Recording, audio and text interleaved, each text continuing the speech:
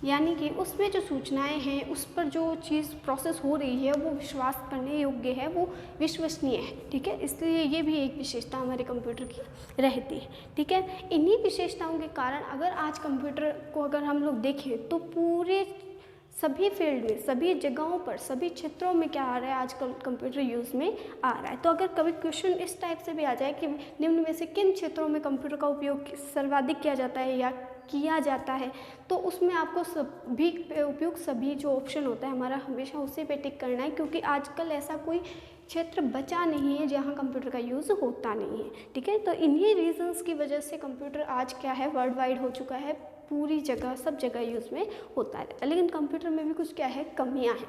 ठीक है, कमियां क्या क्या है, कंप्यूटर की बात करें तो हमारे पास कंप्यूटर में जो कमी है पहली, वो है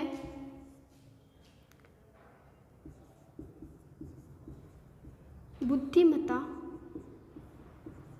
का अभाव, यानी कि लैक ऑफ IQ। यानी कि उसमें IQ नहीं है, सोचने की समझने की क्षमता नहीं है। एक तरीके से देखें तो इंसान और मशीन को एक जैसा समझा गया है, क्योंकि इंसान भी सुबह उठता है, काम करता है, फिर वापस अपनी एनर्जी ड्रिंक लेता है, उसके बाद सो जाता है। ठीक है, तो एक तरीके से इंसान को भी एक मशीन के कैटेगरी में रखा गया, और मशीन को तो मशीन की कैटेगरी में है ही, लेकिन मशीन और इंसान में फ़र्क ये है कि मशीनें सोच नहीं सकती। कंप्यूटर साइंस इसी चीज़ पे वर्क कर रहा है। इस चीज़ पे वर्क करने के लिए हम लोग क्या देखते हैं कि कंप्यूटर में अभी एक कमी है, और वो कमी क्या है कि वो सोच नहीं सकती। जिस तरीके से इंसान सोच सकता है, अपने डिसीजन खुद ले सकता है, वैसे मशीन नहीं कर सकती। तो ये हमारी कंप्यूटर की एक कमी मानी जाती है। देखते हैं कि एक कंप्यूटर साइंस ने एक रोबोट बनाया है, बिल्कुल हूबहू इंसान के जैसा, लेकिन उसमें भी कमी है। कमी क्या है कि वो सोच नहीं सकता। तो यही चीज़ कंप्यूटर में भी देखी जाती है कि कंप्यूटर की खुद की कोई क्षमता नहीं है कि वो सोच पाए, समझ पाए, इस तरीके से डिसीजन ले पाए। ठीक है, तो ये कमी हमारे कंप्यूटर में देखी जाती है। दूसरी जो कमी देखी जाती है वो है सामान्य ज्ञान का, सामान्य बोध का अभाव। चलो IQ नहीं है तो क्या हुआ, इसके पास IQ नहीं तो क्या है, कॉमन सेंस भी नहीं है। ठीक है, तो कंप्यूटर के पास क्या है, लैक ऑफ कॉमन सेंस भी इसकी एक डिसएडवांटेज है, एक कमी है। क्यों? क्योंकि एटलीस्ट उसमें इतनी फिर जानकारी होनी चाहिए ना, थोड़ी बहुत तो नॉलेज हो, ताकि वो अपना खुद के डिसीजन ले सके, बार बार हमें डिस्टर्ब ना करे। कोई मशीन अगर आपसे बार बार कोई चीज़ पूछती रहती है तो वो हमें इरिटेट करती है। ठीक है ना, तो ये कंप्यूटर की एक ये भी कमी है कि वो क्या करती है, उसमें सामान्य ज्ञान भी नहीं है, उसके पास सामान्य बोध भी नहीं है। वो आपसे हर इंस्ट्रक्शन पहले पूछेगी, कंफर्म करेगी, फिर ही उसे प्रोसेस करेगी। ठीक है, तो वो कॉमन सेंस इसमें नहीं रहता है।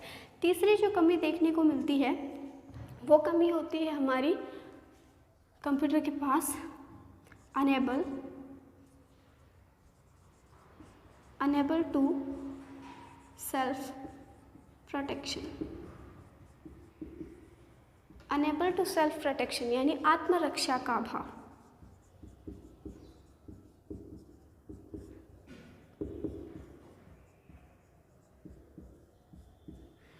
जैसा मैंने बताया कि कंप्यूटर साइंस क्या समझता है, इंसान और मशीन दोनों एक जैसे ही होते हैं मोस्टली, क्योंकि सारा काम तो एक जैसा ही करते हैं ना। मशीन भी काम करती है, इंसान भी काम करता है। ठीक है, बस ये है कि पर्पज़ अलग अलग हो जाता है। लेकिन एक तरीके से देखें तो इंसान में ये भी टैलेंट होता है कि वो अपनी आत्मरक्षा खुद कर सकते हैं। अगर उन्हें कुछ लगता है कि यहाँ खतरा है तो वो अपना प्रोटेक्शन कर सकते हैं। जैसे किसी की हथेली पर अगर गरम गरम कुछ रख दिया जाए तो वो फ़ौरन हटा लेगा। तो ये उसकी खुद की एक तरीके से सेल्फ डिसीजन हुआ, वो अपने आप को प्रोटेक्ट कर रहा है। लेकिन कंप्यूटर ऐसा नहीं कर पाता। बाई चांस अगर उसमें किसी ने वायरस डाल दिया तो वो नहीं कहेगा कि नहीं रुक जाओ, ऐसा कुछ नहीं होता।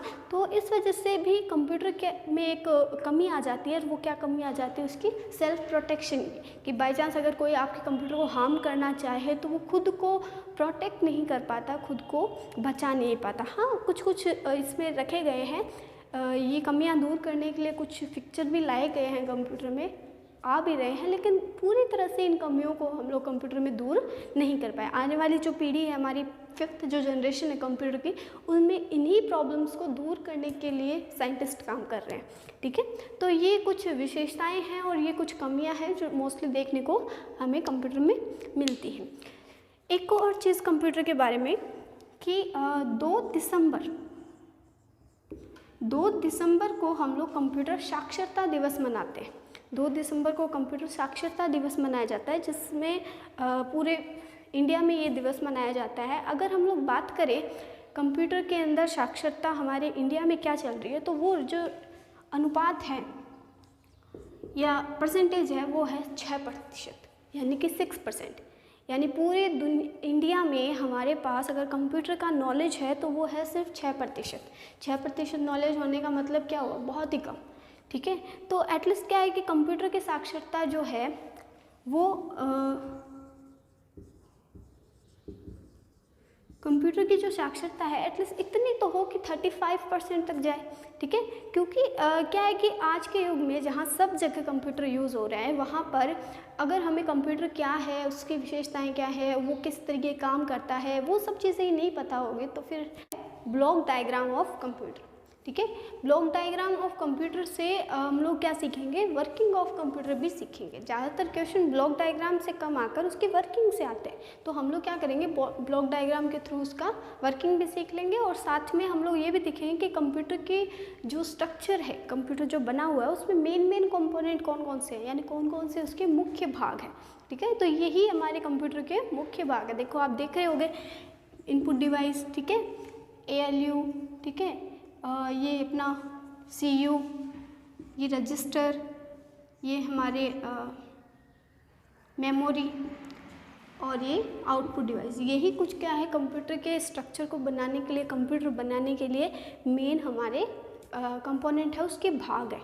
ठीक है, तो ये जो आप डायग्राम देख रहे हो ना, ये वाला फर्स्ट ALU, CPU और रजिस्टर, ये जो पूरा ब्लॉक है इसी को हम लोग बोलते हैं CPU। इसको क्या बोलते हैं हम, CPU। ठीक है, ये हमारा CPU का पार्ट है, ये इनपुट डिवाइस के लिए, ये आउटपुट डिवाइस के लिए और ये हमारी मेमोरी के लिए। स्टार्टिंग में जब मैंने आपको फर्स्ट वीडियो पढ़ाया था तब मैंने आपको बताया था कि कंप्यूटर जो होता है वो हमारा IPOS साइकिल पर काम करता है। ठीक है, IPOS साइकिल, यही IPOS साइकिल हमें बताती है कि किस तरीके से कंप्यूटर की वर्किंग होती है। ठीक है, तो IPOS का मतलब भी बताया था मैंने आपको। I4 था इनपुट, P4 होता है प्रोसेस, ठीक है, O4 होता है आउटपुट और S4 होता है स्टोरेज। ठीक है, तो I4 इनपुट है, P4 प्रोसेस है, O4 आउटपुट और S4 क्या है, स्टोरेज है। ठीक है, तो जब भी कंप्यूटर पे कोई भी वर्क होता है तो उसका इनपुट लिया जाता है, उस पर प्रोसेस की जाती है, उसका आउटपुट तैयार किया जाता है और उसे स्टोर किया जाता है। यही कंप्यूटर का वर्किंग है। ठीक है, तो ये वर्किंग जो होता है वो इन्हीं जो ये तत्व है हमारे, ये जो भाग है कंप्यूटर के, उन्हीं में विभाजित होता है, बांटा हुआ होता है। ठीक है, तो वही चीज़ हम लोग देखेंगे किस तरीके से इसमें ये चीज़ें बांटी हुई होती है। हमें पता है कि कंप्यूटर को जब भी कोई काम करते हैं, कोई काम करवाना होता है तो पहले हम इनपुट देते हैं, फिर उसके ऊपर प्रोसेस होती है और उसके बाद उसका आउटपुट मिलता है। सेम चीज़ यहाँ होती है, सबसे पहले हमारा जो कंप्यूटर है उसका इनपुट लेते हैं हम लोग। ठीक है, यूज़र से इसका इनपुट आता है, उस पर प्रोसेस होती है और उसके बाद उसका आउटपुट मिलता है।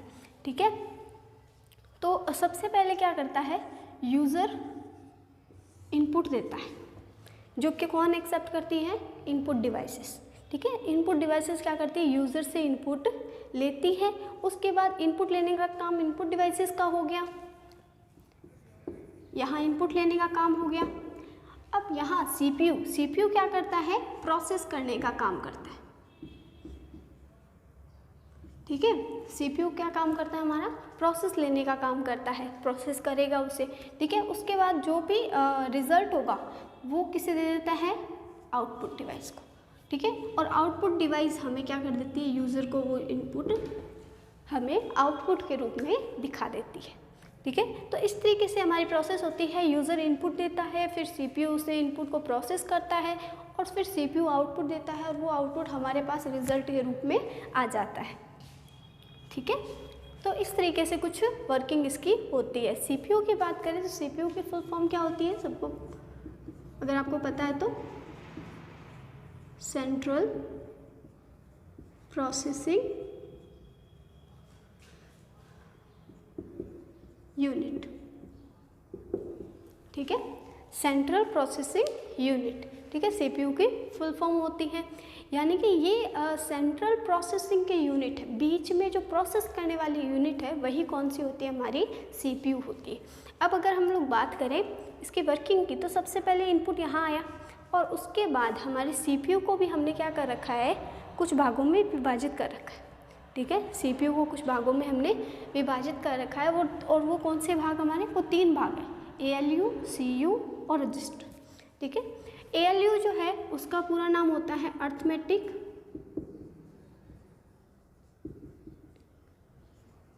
Logic unit. इस CU का पूरा नाम होता है कंट्रोल यूनिट। ठीक है, रजिस्टर ही होता है। ठीक है, तो ये जो CPU है उसके भी 3 भाग होते हैं, पहला ALU, दूसरा CU, तीसरा रजिस्टर, यानी कि जो भी प्रोसेस होगी इन 3 के बीच में होती है। ठीक है, उसके बाद एक हमारा और कंपोनेंट है जिसमें रिजल्ट हम लोग सेव करते हैं, उसको हम बोलते हैं मेमोरी। ठीक है, अब ये मेमोरी जो होती है वो भी अपने 2 टाइप की होती है, वो आगे वाले वीडियोस में हम लोग देखेंगे। अभी हम लोग यही समझते हैं कि ये हमारी मेमोरी है जिससे हम लोग कनेक्ट किए हुए हैं, ये मेन मेमोरी है। ठीक है, अब हम बात करते हैं कि किस तरीके से इसमें इनपुट वगैरह होते हैं। तो सबसे पहले यूज़र ने क्या किया, इनपुट दिया, और वो इनपुट किसने एक्सेप्ट किया, इनपुट डिवाइस ने। इनपुट डिवाइस से वो इनपुट जाता है सीयू के पास। सीयू देखो नाम से ही है इसका, कंट्रोल यूनिट, यानी कि ये क्या करता है, पूरे सीपीयू को कंट्रोल करता है। पूरे सीपीयू को देखो काम जो भी होगा, जो भी प्रोसेस होगी 3 भागों में होगी ना, तो उस तीनों भागों को कंट्रोल करने का काम किसका है, सीयू का। तो वो सीयू क्या करता है, उस रिज़ल्ट को इनपुट को देखता है कि किस टाइप का इनपुट है, और सबसे पहले उस इनपुट को रजिस्टर में सेव कर देता है। ठीक है, वो क्या करता है, रजिस्टर में सेव करता है। रजिस्टर जो होता है ना हमारा, एक तरीके से मेमोरी होती है। एक तरीके से रजिस्टर जो होता है वो क्या होता है, मेमोरी ही होती है, लेकिन बस वो क्या है, वो सीपीयू की पर्सनल मेमोरी होती है। ठीक है, छोटी छोटी मेमोरी होती है सीपीयू के पास, तो उसी को हम लोग रजिस्टर नाम देते हैं। तो पास में रहती है ना वो, इस वजह से सीपीयू सबसे पहले रजिस्टर में सेव कर देता है। फिर रजिस्टर से वो वैल्यू हमारी मेमोरी में चली जाती है, मेमोरी में जाके सेव हो गई, क्योंकि रजिस्टर परमानेंट नहीं सेव कर सकता। ठीक है, तो वो वैल्यू कहाँ जाके सेव हो गई, मेमोरी में सेव हो गई, मेन मेमोरी में सेव हो गई है। ठीक है, यहाँ सेकेंडरी नहीं बात कर रही हूँ मैं, किसकी बात कर रही हूँ, मेन मेमोरी में जाकर सेव हो गई है। उसके बाद क्या हुआ कि जैसे ही मान लेते हैं कि हमारे जो यूज़र है उसने क्या किया, कोई दूसरा इनपुट दिया। ठीक है, वो भी क्या करेगा, सीयू उसे रजिस्टर में डाल देगा, रजिस्टर से वो कहाँ शिफ्ट हो जाएगी, मेन मेमोरी में शिफ्ट हो जाएगी। उसके बाद हमारा जब भी यूज़र जो है वो कोई ऐसा इनपुट देगा जिस पे हमें काम करना है, यानी कि मान लेते हैं कि यूज़र को 5+5 पता लगाना है क्या होता है। तो ठीक है, तो सबसे पहले यूज़र ने क्या किया, इनपुट के रूप में 5 दिया और वो जाके रजिस्टर में सेव हो गया। ठीक है, सीयू के पास गया, सीयू ने रजिस्टर में भेज दिया, रजिस्टर से वो मेन मेमोरी में जाकर सेव हो गया। अब मेन मेमोरी से जाकर वो सेव हो गया, उसके बाद हमने क्या भेजा, उसको प्लस भेजा। ठीक है, प्लस टाइप के इनपुट में गया, सीयू के पास गया, रजिस्टर में जाके सेव हो गया। ठीक है, मेमोरी में जाके सेव हो गया। फिर जैसे ही हमने उसको 5 दिया, ठीक है, फिर वापस इनपुट लेगा और इस पे जाएगा कंट्रोल यूनिट पे, फिर रजिस्टर में डाल देगा, फिर मेमोरी में जाके सेव हो जाएगा। जैसे हम इक्वल टू दबाएंगे तब हम लोग उससे इनपुट क्या दे रहे हैं कि अब हमें रिज़ल्ट चाहिए। रिज़ल्ट चाहिए तो सीयू क्या करेगा, सबसे पहले रजिस्टर पे जाएगा और उससे बोलेगा मेन मेमोरी से जाओ और वो जो 5 था वो लेके आओ। ठीक है, और वो 5 लेकर आएगा रजिस्टर से, और फिर सीयू क्या करेगा, उस 5 को ALU को भेज देगा। सीयू क्या करेगा, उस फाइल को 5 को, दोनों 5 और प्लस को ALU को भेजेगा। ALU का मीनिंग क्या है, अर्थमेटिक लॉजिक यूनिट, यानी कि जितने भी कैलकुलेशन वाले काम है वो कौन करता है, ALU करता है। ALU क्या करेगा, उस वैल्यू को रजिस्टर में डाल देंगे, ठीक है। तो ALU क्या करेगा, उस जो वैल्यू है उसका रिज़ल्ट निकालेगा, 5 + 5 10, ठीक है। उसका रिज़ल्ट निकाल कर वो क्या करेगा, रजिस्टर में डाल देगा।